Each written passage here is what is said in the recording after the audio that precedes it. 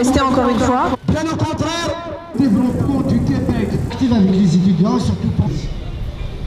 Encore une fois, il s'agit d'une deuxième manifestation organisée par Hashtag et une énième manifestation organisée par divers autres collectifs qui se sont retrouvés dans un même but.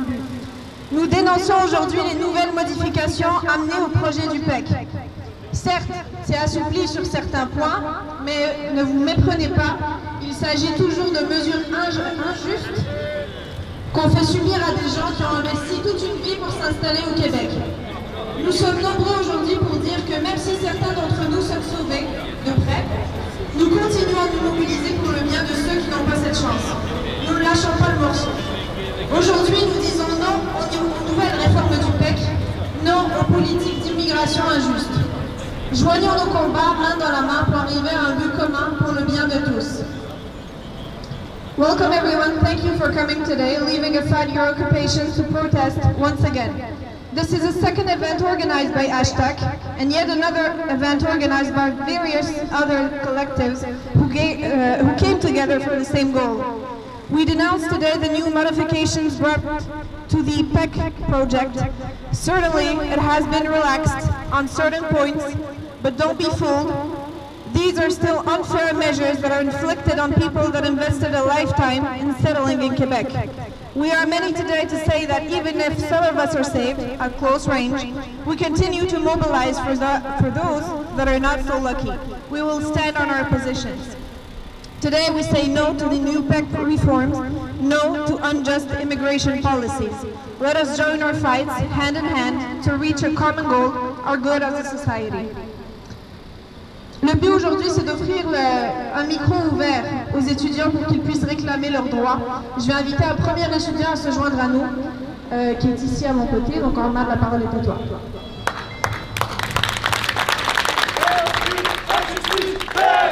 Injustice, injustice, injustice, injustice, injustice, le combat continue. Vécu, injustice, le combat continue. Vécu, injustice, le combat continue.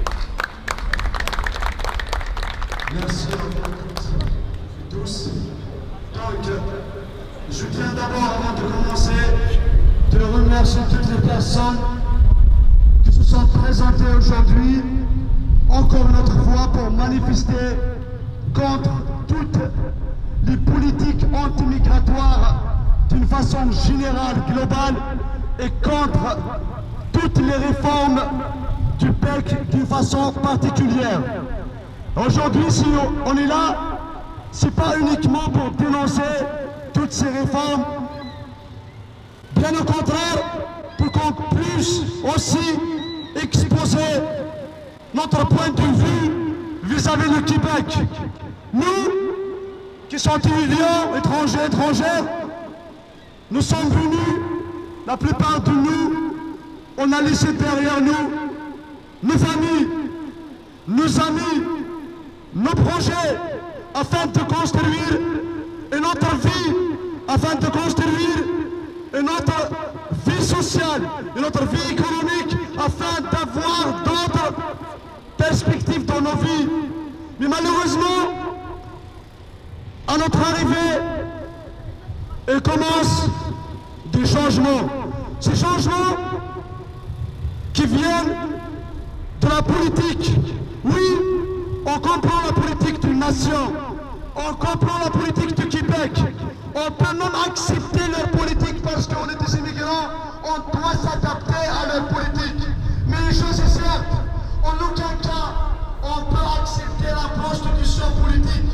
Ce qui se fait actuellement dans le gouvernement, par le gouvernement, ce n'est pas de la politique, mais c'est une prostitution politique. Je vous dis une chose très importante, chers camarades étudiants, étudiantes. À notre arrivée, malheureusement, il y a beaucoup d'étudiants qui sont arrivés juste avant la pandémie. Il y a des étudiants qui se trouvaient au chômage peut-être pendant 2 mois, 3 mois, et juste durant la pandémie, on est arrivé à trouver le job. Pourquoi, à votre avis? Parce que ils ont besoin de nous. Ce que je tiens à vous dire, il ne faut pas sous-estimer prouver vos compétences, parce que si le Québec a ouvert les portes, si le Québec nous a accueillis au début, c'est parce qu'ils ont besoin de nous. Moi, dans une première intervention, je me suis adressé à l'ex-ministre en lui disant: vous avez avancé des arguments contre ces étudiants, ces visages. Et parmi les arguments que vous avez avancés, c'était le chômage.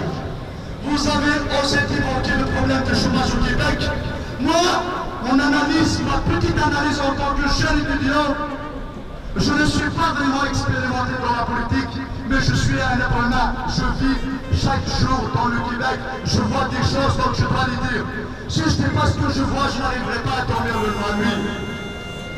Je l'ai invité à prendre le métro de différentes destinations, de Honorable Grover Onguerigno, de moment aussi vers notre destination qui est Côte-Verdue, à 5h du matin.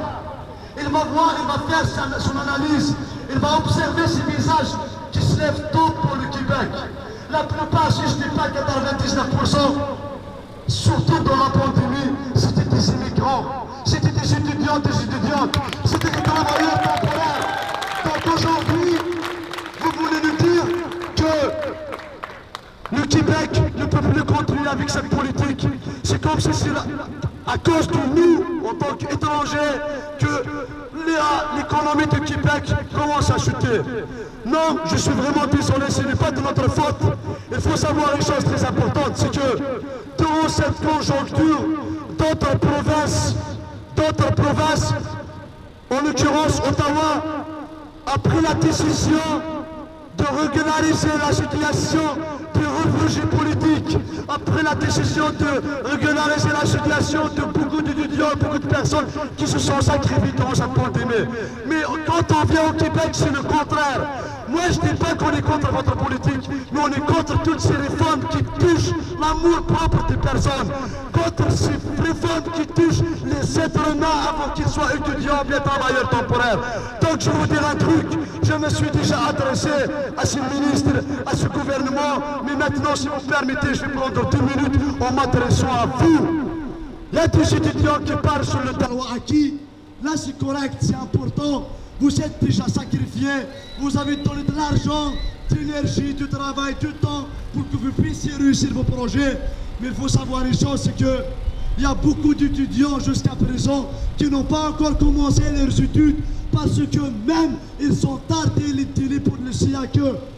Ils sont tardés les télés pour le CAQ. Combien d'étudiants qui sont rentrés le mois de janvier jusqu'à présent et n'ont pas eu encore leur CAQ? Là, c'est de 1.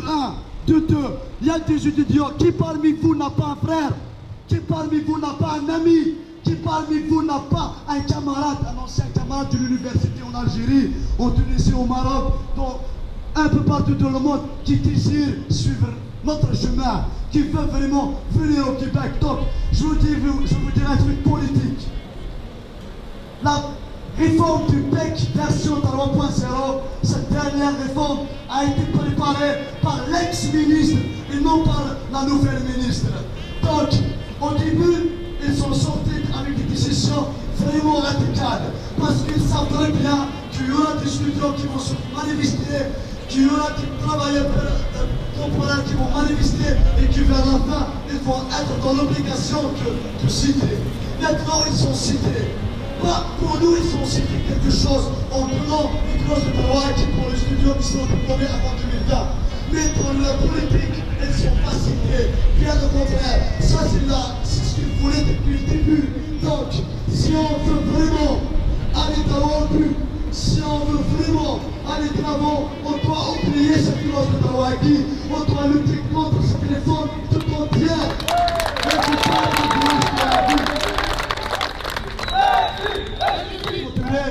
Je tiens aussi en tant que jeune à dénoncer quelques organismes, en commençant par les collèges supérieurs, en commençant par les cégeps, en arrivant jusqu'aux universités. Jusqu'à présent, je défie un directeur d'une école, un directeur d'un collège, un directeur d'un cégep qui a fait une dénonciation contre cette réforme. À part l'université de l'UQAM qui est sortie avec un communiqué, il n'y a aucune aucun collège, aucun directeur qui a fait pareil. Alors que eux, durant le Covid, ils savent très bien que les étudiants ne travaillent pas, mais quand on facture, quand ils t'envoient la facture pour payer 5 000 $ pour ta session, ils travaillent. C'est pas le Covid, ils travaillent. Tu ne fais pas des cours, tu ne te présentes pas à l'école, tu fais des cours en ligne, c'est la catastrophe. Mais quand tu as la facture, quand tu as l'argent, ils travaillent. C'est pas férié, c'est pas le Covid. Tu as la facture, tu as 5 000 $ à payer, et si tu ne payes pas, tu es exclu de l'école. Tout ce que tu as déjà payé depuis une année, c'est foutu en l'air. Donc je tiens à dénoncer ça. Je tiens aussi à dénoncer quelques assurances qui travaillent avec les étudiants, parce que ça fait mal au cœur. Pourquoi? Dans une conjoncture pareille, où les étudiants sont vraiment loin de leur famille, sont vraiment loin de leurs proches, sont vraiment loin de travail réel, ils font n'importe quoi juste pour survivre. Il y a des assurances, au lieu d'aider les étudiants avec des nouveaux tarifs, au contraire, ils essayent de marginaliser les étudiants, de tuer les étudiants en augmentant des assurances déjà qui ne couvrent rien à la base. Donc aujourd'hui, je ne vais pas monopoliser la parole. Je cède ce micro pour n'importe quel étudiant parmi vous qui veut parler, qui veut faire un témoignage, qui veut dénoncer un truc. Ceux qui luttent peuvent perdre, mais ceux qui ne luttent pas ont déjà perdu. Merci infiniment. La parole est à vous. S'il y a quelqu'un de notre communauté chinoise qui veut intervenir, la parole sera. On ne fait pas les inscriptions à l'avance, donc chaque personne parmi vous, chaque étudiant, travailleur, de n'importe quelle communauté, veut parler, veut dénoncer, la parole sera à vous, c'est votre journée de parler. Il ne faut pas avoir peur de prendre le micro ne tue pas. Il ne faut pas avoir peur de dénoncer ce que vous êtes en train de penser, parce que si tu ne le dis pas, ici, moi en tant que chef étudiant, je n'ai pas besoin d'un camarade à moi qui parle sur le bec comme tout à fait rien. Je n'ai pas besoin d'entendre des camarades à moi qui sont dans le même cas que moi, qui ont vécu le marasme ici et qui parlent sur le bec pour leur travail. Ça sert à rien de parler sur le bec pour le travail. Ça sert à rien de pression sur ce gouvernement, c'est le moment opportun. Je m'abstiens sur tes commentaires, je laisse le micro, la parole est à vous. Et merci.